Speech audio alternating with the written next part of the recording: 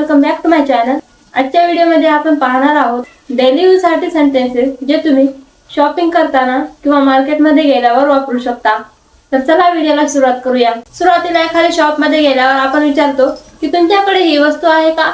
तसं ते इंग्लिश मध्ये विचारताना काय म्हणायचं? Excuse me, do you have this?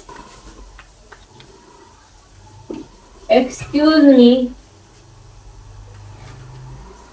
Do you have this? Excuse me म्हणजे माफ करा. डू यू हॅव म्हणजे तुमच्याकडे आहे. दिस म्हणजे हे. तर तुमच्याकडे हे आहे का? हे सुरुवातीला विचारताना म्हणायचं excuse me, do you have this? Excuse me, do you have cooker? असं आपण जे वस्तू आपल्याला घ्यायची आहे ते आपण पुढे जोडू शकतो. किंवा मला हे दाखवा असं आपण म्हणतो तर ते इंग्लिश मध्ये कसं म्हणायचं? Show me this one please. Show me this one please. Show me this one please. Show म्हणजे दाखवा. मी म्हणजे मला.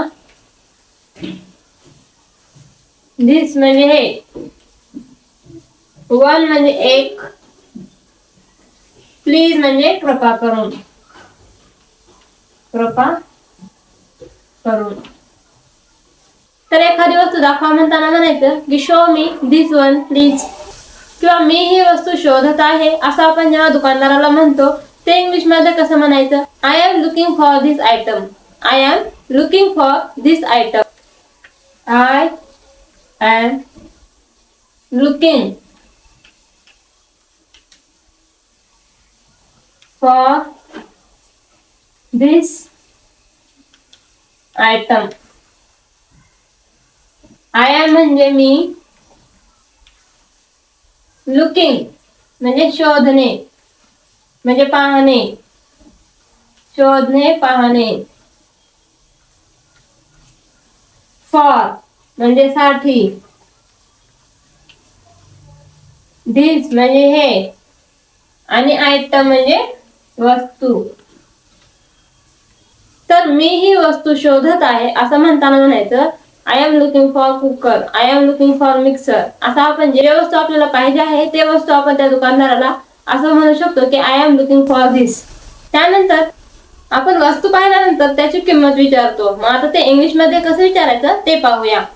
तर एखादा आयटम आपण पाहिला आणि मग विचारतो की हे कितीच आहे? तर मग काय म्हणायचं? तर how much is this? How much is this? How much is this? How म्हणजे कितीला. हाऊ म्हणजे कितीला किंवा किती. मच म्हणजे पर्यंत, अंतिम. मच म्हणजे अंतिम संख्या असू शकते. अगर काही कोणतीही गोष्ट अंतिम म्हणजे पर्यंत. इज म्हणजे आहे आणि धिस म्हणजे हे. तर ही वस्तू कितीला आहे म्हणते वेळी काय म्हणायचं? How much is this? मग आपण त्याची किंमत ठरवत असताना विचारतो की ही किंमत फायनल आहे का? म्हणजे ही शेवटची किंमत आहे का? तर मग ते इंग्लिश मध्ये कसं विचारायचं? तर म्हणायचं is this the final price?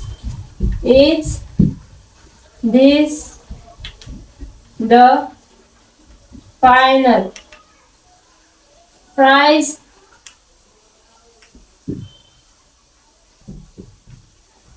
Is म्हणजे आहे का? दिस म्हणजे हे. सुरुवातीला इज आला म्हणून आहे का. जेव्हा वाक्य प्रश्नार्थी बनायचं असतं तेव्हा क्रियापद हे सुरुवातीला घेतलं जातं. इज, आर असे जे क्रियापद आहेत ते सुरुवातीला घेतले की प्रश्नार्थी वाक्य तयार होत असतं. फायनल म्हणजे शेवटची. शेवट. आणि प्राइस म्हणजे किंमत. तर तुम्ही हे याच किमतीला देणार आहात का? तर असं विचारत असल्यावर काय म्हणायचं, is this the final price. मग आपण किंमत ठरवतो आणि म्हणतो की मला चांगला प्राइस वर द्या ना प्लीज. तर मग ते इंग्लिश मध्ये कसं म्हणायचं, तर can you give me a better price. Can you give me a better price. Can you म्हणजे कॅन म्हणजे शकणे, यू म्हणजे तुम्ही, गिव्ह म्हणजे देणे, मी मला, बेटर म्हणजे चांगली, चांगली किंवा योग्य, प्राइस म्हणजे किंमत. तर मला थोडं कमी किमतीला द्या ना असं विचारत असल्यावर म्हणायचं, can you give me a better price.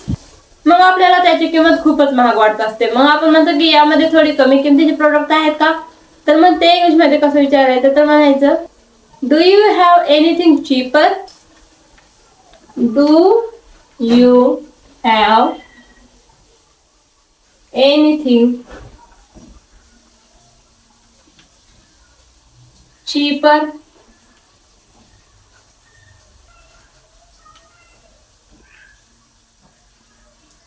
Do you म्हणजे तुमच्याकडं,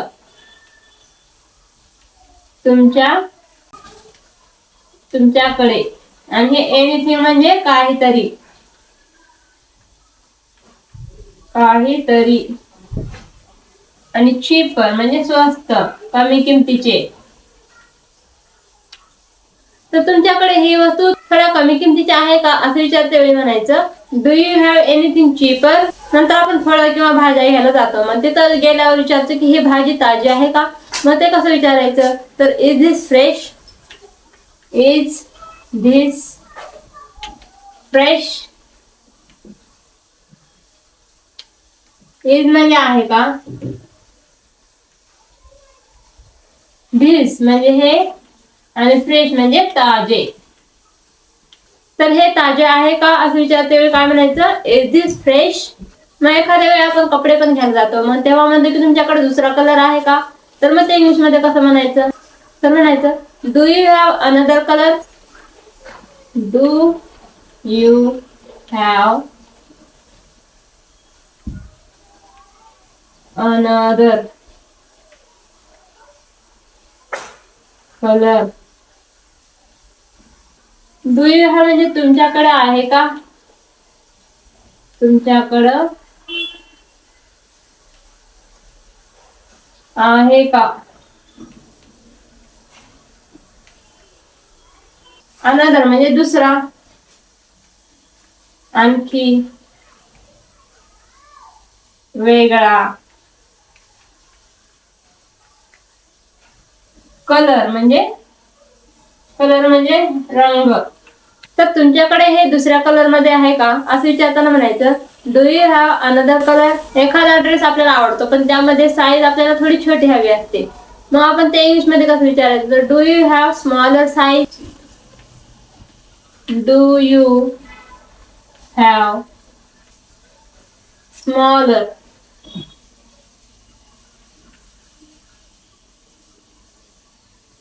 साईज. डू यू हॅव म्हणजे तुमच्याकडे आहे का, हे पाठच करून ठेवायचं. तुमच्या डू यू हॅव म्हणजे तुमच्याकडं आहे का.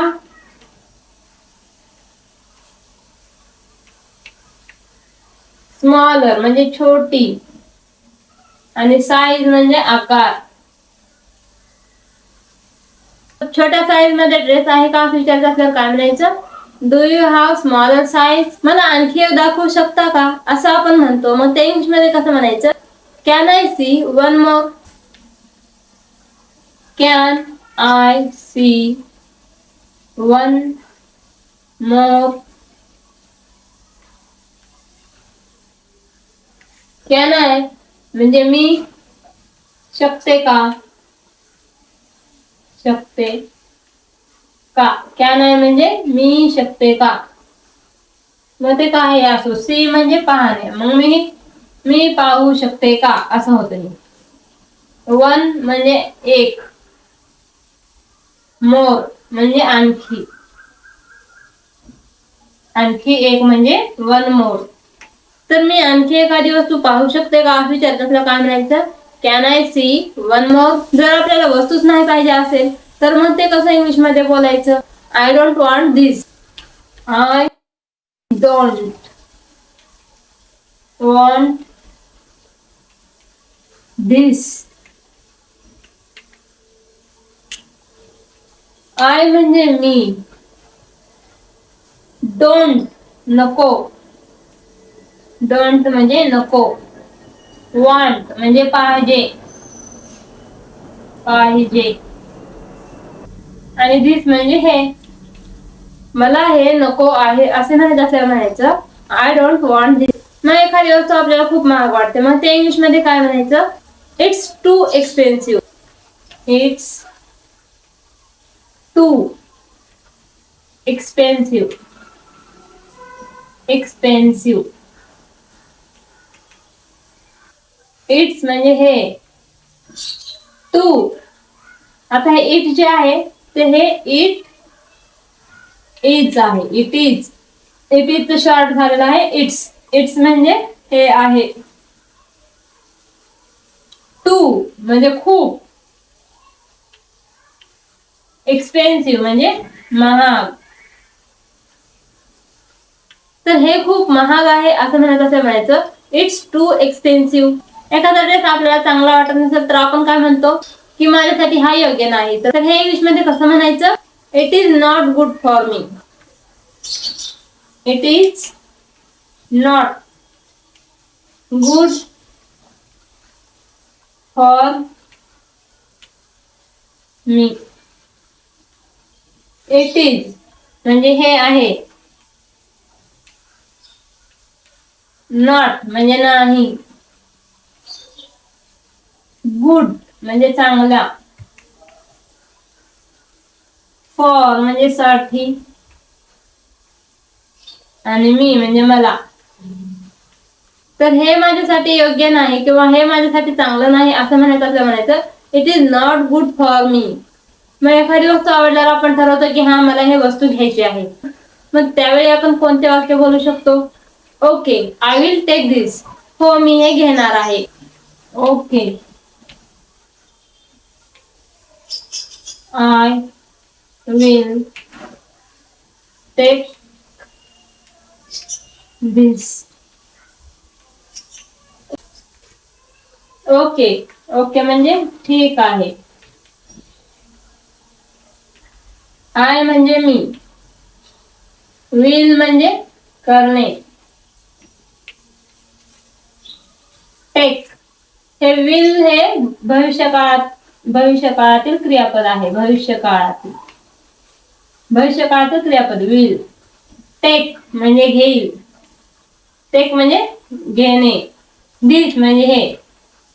तर मी हे घेणार आहे असं म्हणायचं असल्यावर म्हणायचं आय विल टेक दिस. तर हे माझ्यासाठी पॅक करा असं म्हणायचं असल्यावर काय म्हणायचं. Pack this for me please. Pack this for me please. Pack this म्हणजे हे पॅक करा. पॅक करा. पॅक दिस हे पॅक करा. फॉर म्हणजे साठी. मी म्हणजे मला. पण फॉर मी म्हणल्यावर काय म्हणायचं. फॉर मी माझ्यासाठी. फॉर मी म्हणजे माझ्यासाठी. प्लीज कृपया. तर हे माझ्यासाठी पॅक करा म्हणायचं असलं म्हणायचं pack this for me please. मग आपण बिल मागतो तर मग ते बिल इंग्लिश मध्ये मागताना म्हणायचं I need the bill please. I need the bill please. I म्हणजे मी. नीड म्हणजे गरज असणे. नीड म्हणजे गरज असणे. बिल. प्लीज म्हणजे कृपया. तर मला बिल द्या असं म्हणायचं I need the bill please. समजा आपल्याला भाजी मार्केटमध्ये गेल्यावर 1 किलो टोमॅटो पाहिजे आहेत, तर ते इंग्लिश मध्ये मागताना कसं म्हणायचं? Give me 1 kg of tomatoes. Give me 1 kg of tomatoes. Give me म्हणजे मला द्या. 1 kg म्हणजे 1 किलो. ऑफ म्हणजे च्या. Tomatoes tomato. तर 1 किलो टमाटे द्या असं म्हणताना काय म्हणायचं? Give me 1 kg of tomatoes. मग आपल्याला जास्त घेतल्यावर काय वाटतं की मग याच्यातले थोडे कमी करा, तर ते इंग्लिश मध्ये कसं म्हणायचं? Make it a little less. Make it a little less. Make it म्हणजे करा. अ लिटल म्हणजे थोडं. आणि लेस म्हणजे कमी. तर थोडं कमी करा असं म्हणते वेळी म्हणायचं make it a little less. फक्त मला ताजच द्या असं म्हणायचं असल्यावर काय म्हणायचं? Give me fresh ones please. Give me fresh ones please.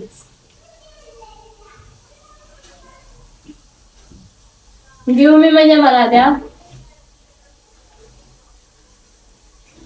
Fresh म्हणजे ताजे. फ्रेश वन्स म्हणजे ताजेच. प्लीज कृपया. तर मला फक्त ताजेच हवे आहेत असं म्हणायचं असल्यावर म्हणायचं give me a fresh ones please. मग काही फळं खराब असू शकतात, तर मग आपण तेव्हा काय म्हणतो की खराब फळं टाकू नका. तर मग ते इंग्लिश मध्ये म्हणायचं असल्यावर काय म्हणायचं? Don't put damage pieces. Don't put damage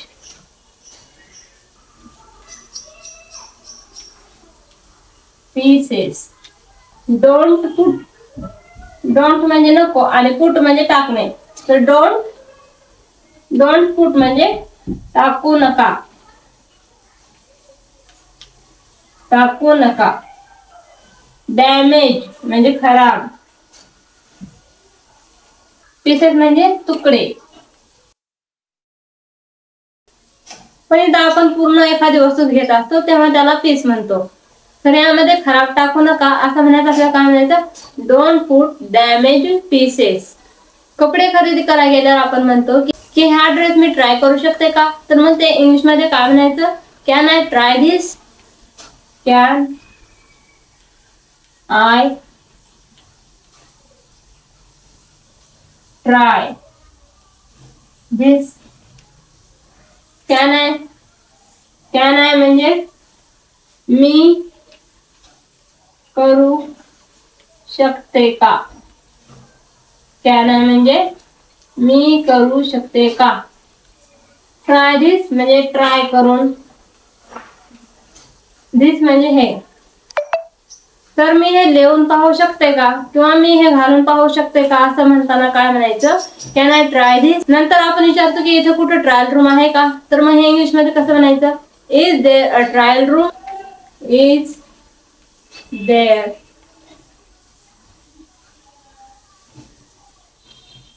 अ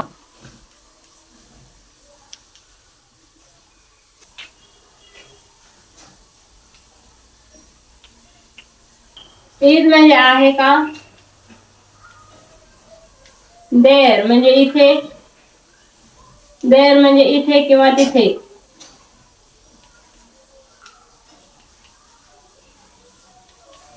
आणि ट्रायल रूम तर इथे ट्रायल रूम आहे का असं इंग्लिश मध्ये विचारताना म्हणायचं is there a trial room. तर समजा आपल्याला एखादा ड्रेस येत नसतो, छोटा किंवा मोठा होत असतो, मग आपण तेव्हा काय म्हणायचं, तर it does not fit me.